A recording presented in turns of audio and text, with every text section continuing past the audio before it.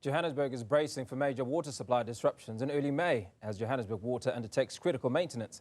Residents in areas like Fleurhof, Orange Farm and Region G will experience planned outages lasting up to 10 hours.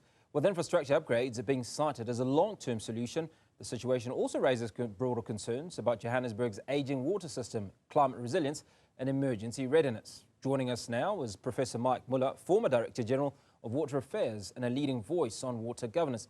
Professor Muller, always great to speak to you. Now, with your background in water governance, how do you assess the timing and execution of this planned water outage in Johannesburg?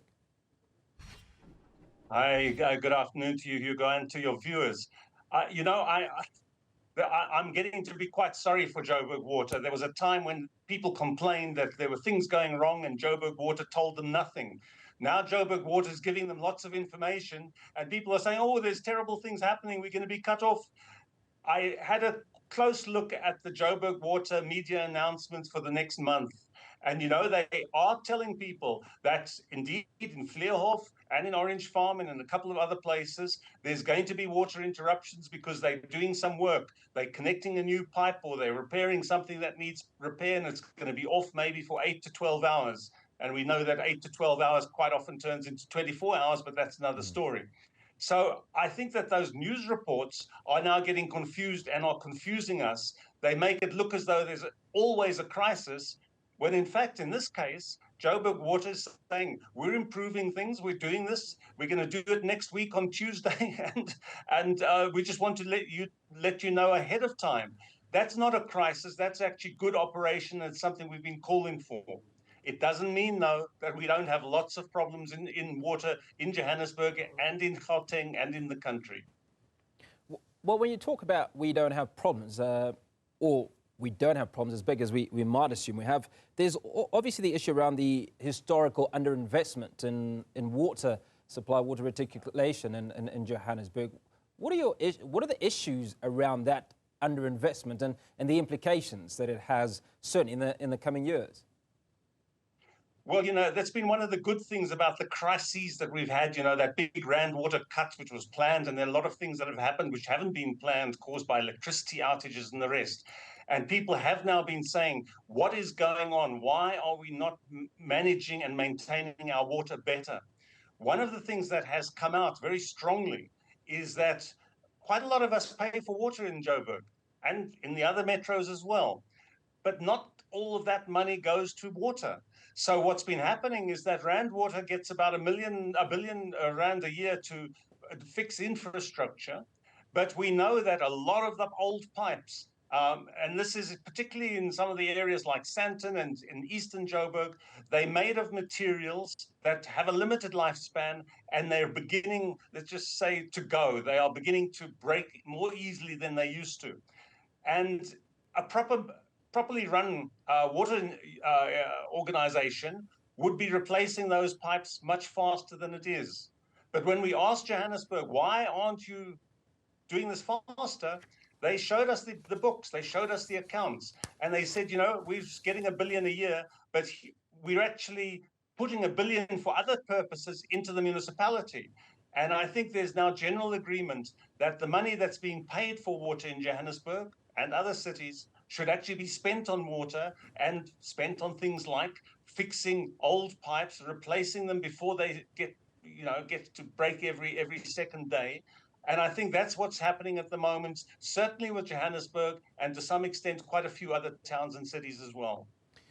Prof, when we look at the lifespan of this aging infrastructure, which obviously has been in place for many, many decades, are we nearing the end of the life of much of this infrastructure?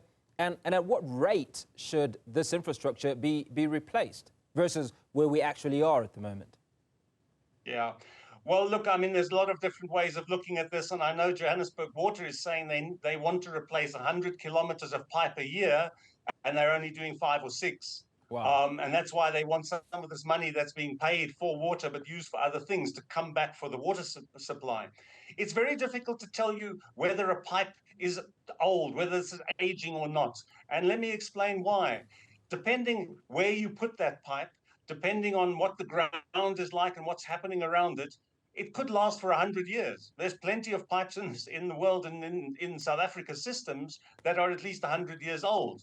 But if you've got steel pipes, for instance, and the ground is a bit acid and it's been dug up and drain water has gone in, quite often what can happen is that will start rusting. And, we know a lot of the old iron pipes are beginning to rust, and they then begin to leak more frequently. There are also asbestos cement pipes, and everyone gets terribly worried about the fact that there's asbestos, although that's not a health problem, I can assure you. But those pipes, if the water gets a little bit too acid, they wear out quite quickly. And then what happens is they break more often. On top of all that, you see, now we're beginning to lose lots of water through leaks because some of these pipes are old. But then what happens is now there's a bit of a shortage of water. And instead of trying to keep the water system working nice and gently, we're switching it on and off when we're sending water from one side to the other. And every time the pressure changes, it puts pressure on the pipes. And, the pipes don't like that. And so what we're doing in many cases, trying to share water from one place to another, is actually making the pipes break more often. So there's a lot of management that has to be done. And it's no use shouting at Joburg Water if we're not going to give them the money to do it. They are trying to tell us what's happening. And I think what we're going to have to face is, until that Lesotho Highlands Dam, the new dam, comes on stream, in Gauteng, we're going to have to use less water. And that means everybody, not the ones who without water, because they get very cross if we tell them not to use water. They say, we can't, we haven't got any. But the people who do have water are going to have to restrict their use so that we don't have to keep switching pipes on and off and causing pressure surges and actually making the problem worse. And I think that's probably where we're going to go over the next 6 to 9 months. Professor Muller, I'm still stuck on 6 kilometres worth of piping that needs to be rehabilitated against a target of 100 kilometres.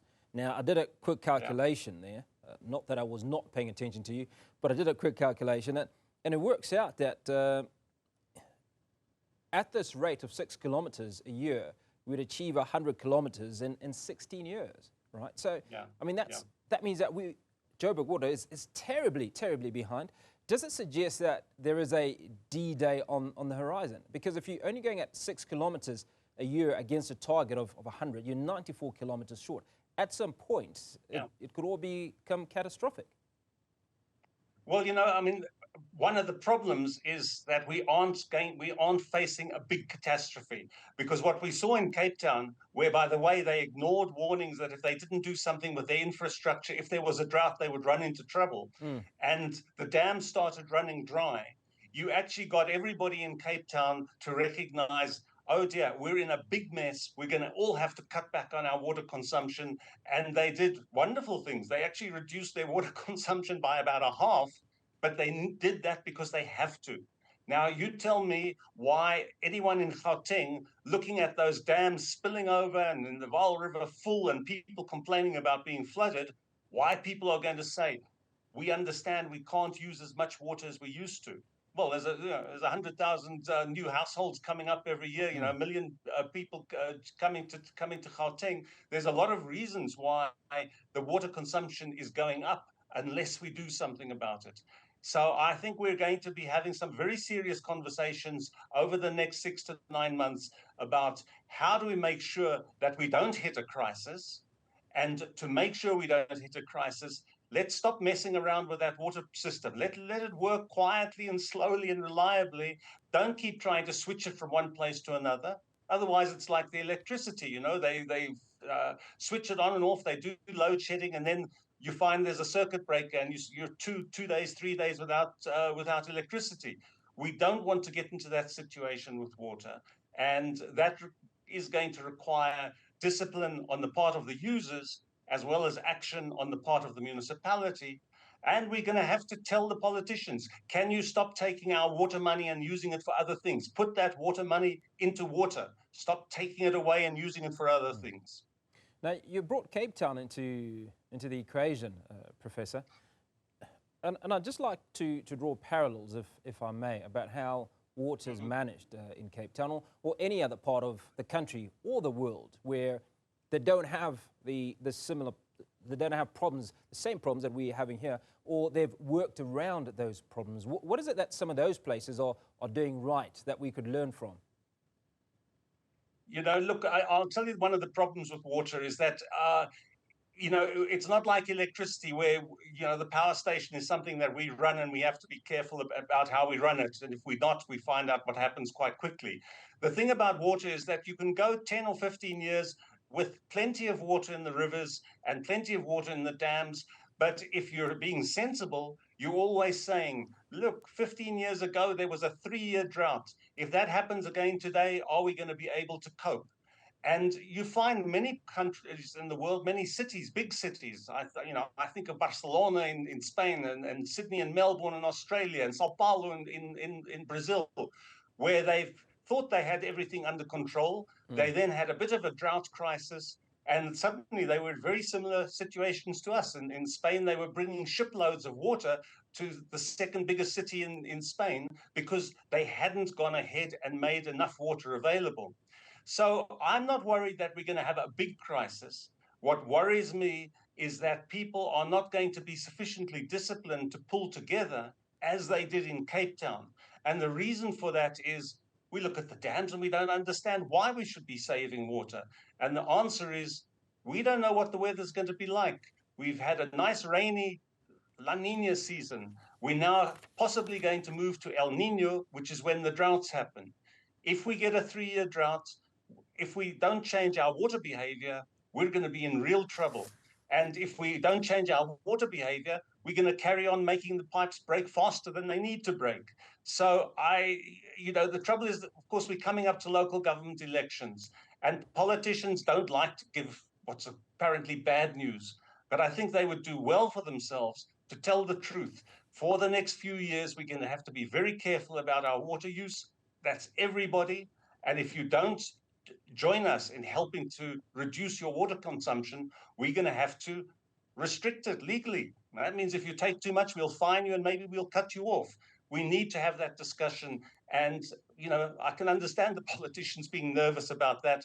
But if they don't have the discussion, it'll come, you know, and hit them across the face when the problems really emerge. And that's what I'd like to avoid, speaking as a Joburg resident, a Gauteng resident, but across the country, we have to understand the way we use water.